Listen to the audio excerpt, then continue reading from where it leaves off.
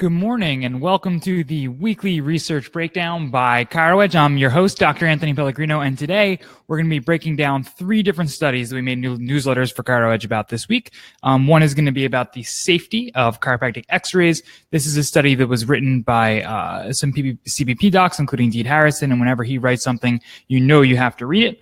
Another is going to be about atraumatic back pain. And the last one is going to be a case study and review of literature on Crohn's disease published earlier this year in the Annals of Vertebral Subluxation. So I'm going to start off with safety of chiropractic X-rays because this is something that with recent publications, recommendations by the ACA regarding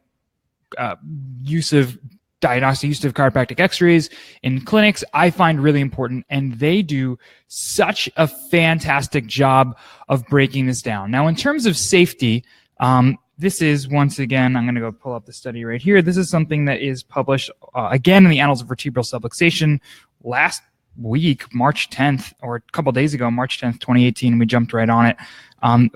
In terms of safety, I really love the way that they just applied logic to the principle. Basically, it looks at how the risk of X-rays, of diagnostic, therapeutic X-rays, of any sort of radiation is calculated. And the way that that is calculated by the what is the name of the society? By the Commission of Radiological Protection is by they looked at extrapolating data from the amount of radiation used in a bomb blast such as Hiroshima. Okay.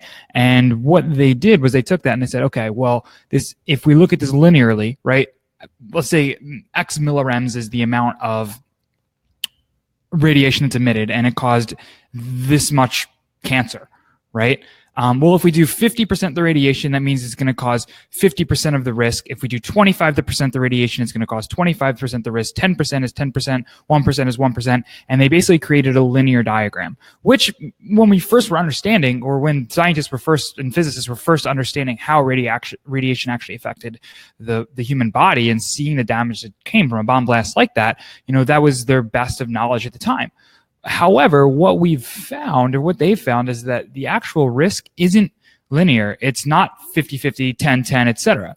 There is a minimum dose necessary that is required to actually cause damage, right? That minimum dose is well above what diagnostic X-rays is. The Commission of Radiological Protection actually comes out and says that the lowest amount possible is 100 MSV. Okay, and for low doses, any damage from that is speculative. It's unproven. It's undetectable, and it's phantom.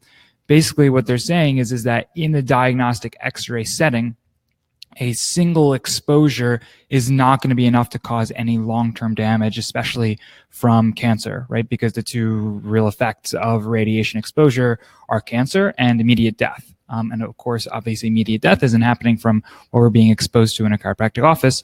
However, cancer over time is something that we would want to see. If the exposure will cause that. Now, this is looking at single dose. It's not necessarily looking at long-term lifetime accumulation, but that's just something to keep in mind. The other reasons, and the docs in the paper actually go ahead and they list a list of 10 reasons why. I'm going to read the title of the paper. Radiogenic cancer risk from chiropractic X-rays are 0. 10 reasons to take routine radiographs in clinical practice. Dr. Oakley and Dr. Harrison write, number 1, there is no harm to the patient. No data exists supporting X-rays induced cancers. That's what we just explored. Next, contemporary spine care methods necessitate it. Now, obviously, these guys are writing about CBP, which does great X-ray analysis. So, of course, their technique is going to require that as well. And I mean, no matter what technique you use, even myself, with TRT, you can still look at the angles of the facets and make sure you're actually giving a line of drive, a line of correction in the proper angle, which is huge. Radiographic information leads to better patient outcomes is number 3. Number 4 is going to be incidental findings are important. Basically what they're mentioning is, hey, we, this isn't something that we were looking for necessarily, but we see this mass on here. Maybe it wasn't clinically indicated. We see this mass. This is something that's important, and give proper referral recommendations, et cetera, with that. 5, increased patient satisfaction. The more thorough that we are in our analysis, the more highly satisfied the patient is. And that's not only because of outcomes, because they know that they're in good hands. 6, completes a thorough examination, just what I was talking about. 7, satisfies practitioner medical legal liability concerns. Yes. Yes, yes, yes, yes. 8, costs are minimal. The cost of an X-ray is usually less than $100, with a chest X-ray being $59. It's a minimal. 9, alternative methods do not convey appropriate biomechanical information. Right. If you're relying on palpation to tell you exactly what's happening underneath the skin, underneath the musculature, you're missing out. 10, possible patient health enhancements via hormesis. Now, this is funny for a number 10. Basically, they're saying is that we might actually have a positive beneficial effect of being exposed to radiation from time to time. I'll let that one kind of sit with you guys. Definitely check out that paper from the Annals of Vertebral Subluxation. The next paper that we're going to look at is atraumatic pain. This is published in 2016 by not a chiropractor, but Dr. Evans, who's a PhD. The title of the article is The Origin of Atraumatic Neuromusculoskeletal Pain, and it was published in the Chiropractic Journal of Australia. Just kind of going through here right in the introduction, something that's really stuck out to me is the fact that 90% of low back pain, of chronic pain in the world, United States, Australia, is actually non-specified. It's not due to a specific injury, not due to a specific whiplash injury, a football injury, a car accident, whatever it is. It's non-specified, whether it's from repetitive injury that we can't really say, hey, this is the number, or this is the exact cause and effect, right? Or whether it's just phantom, it just comes up. Whatever it is, 90%, which is higher than I thought, is actually non-specified. So this paper actually goes ahead and explores different mechanisms regarding pain, or what could be causing this. And I just really enjoyed just remembering that, nociception itself is not something, is not pain, right? While that signal's going up to the brain interprets that as pain. So if we have a muscle contraction due to a spinal segment dysfunction, misalignment, subluxation, whatever you want to refer to it in this case, there is going to be nociceptive, proprioceptive information that goes up to the brain that needs to be interpreted as pain. When we have this muscular contraction, it's going to impede the lymph flow of lymphatics through that area, right? Which is going to increase nociception as well, which is going to allow the brain to actually perceive that as pain. By providing a specific scientific chiropractic adjustment to correct this, right, to take tension off of the nervous system to allow the body to heal and function, what we are literally doing is correcting the cause of improper information reaching the brain that is being perceived as pain, right?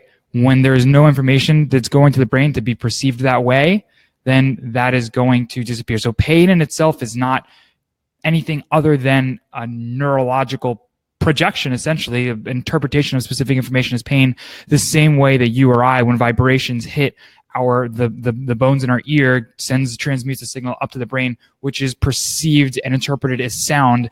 Pain is the exact same thing. So it's something that's important to keep in mind, that our goal here isn't just the muscles, it isn't just the ligaments, it's not that, it's actually correcting tension in the nervous system, interference in the nervous system, and by correcting that, because the nervous system controls and coordinates the function of every system in the entire body, any improvement in nociception, proprioception, et cetera, is going to affect this function of every entire system in the body.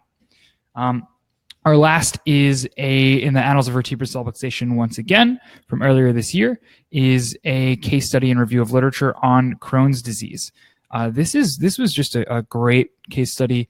A 60-year-old male diagnosed with Crohn's disease.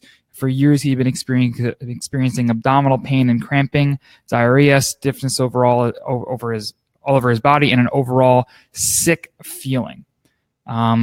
that just sounds rough. And Crohn's disease is, it's an inflammatory bowel disease that affects anywhere from the mouth all the way down through the anus. So any part of the digestive organ is just going to become inflamed, painful, etc. IBD in itself typically breaks down to Crohn's disease or a diverticulitis. But specifically here, we're looking at Crohn's disease. So this guy has just been overall feeling sick, right? Because if we have issue with one system in the body, it's going to affect all the others. So if his digestive system isn't functioning well, his immune system isn't going to be functioning well, his heart, lungs, etc. aren't going to be functioning well, and all of those are controlled by the nervous system. Now, in this case study specifically, what they did was they looked at a functional nutrition program alongside chiropractic as well. But essentially what they mentioned was that after his second visit, his second adjustment, all of his years of digestive symptoms had actually resolved, which is absolutely amazing. He was able to come off all of the medications that he had been taking for years. And at the time of writing, which I believe was 5 years after the actual case, he was still 100% symptom-free. So with this, just go ahead and know that, right? Once again, because the brain and the nervous system control and coordinate the function of every system in the entire body, right? By correcting any interference in the nerve system, the body is going to heal and function better, regardless of the symptom. If you guys want to check that out, that is Complete Remission of Crohn's Disease Following Subluxation-Centered Chiropractic Care, a case report and review of the literature. That's by Dr. Phillips and Dr. Wilt. Dr. Wilt is actually somebody I went to school with, and that's from the Annals of Vertebral Subluxation Research, published earlier this year in 2018. If you guys have any requests for any specific research you'd like to see broken down, like us to explore any specific topics, some people came on or said they wanted to see allergies, they wanted to see comparison of medical versus chiropractic stats. Basically, with chiropractic, can we see less medications, etc. I'm looking at any specific statistics there, looking at morbidity and mortality numbers for individuals who have been under long-term chiropractic care as well. If there's any specific research studies or topics you would like us to explore, please go ahead, post it in the comments on Facebook, shoot us an email to team@chiroedgemedia.com. And if you want to continue receiving, or if you want to receive a free trial of actually getting these newsletters, 3 newsletters a week to your inbox, please visit chiroedgemedia.com. Jump on that free trial. I'm Dr. Anthony Pellegrino from ChiroEdge. Looking forward to continue providing you guys with subluxation only, subluxation focused, subluxation centered chiropractic research, and breaking it down so you guys can utilize that in your practice, increase your authority, and increase your certainty. Have a great day, guys. Thanks for watching.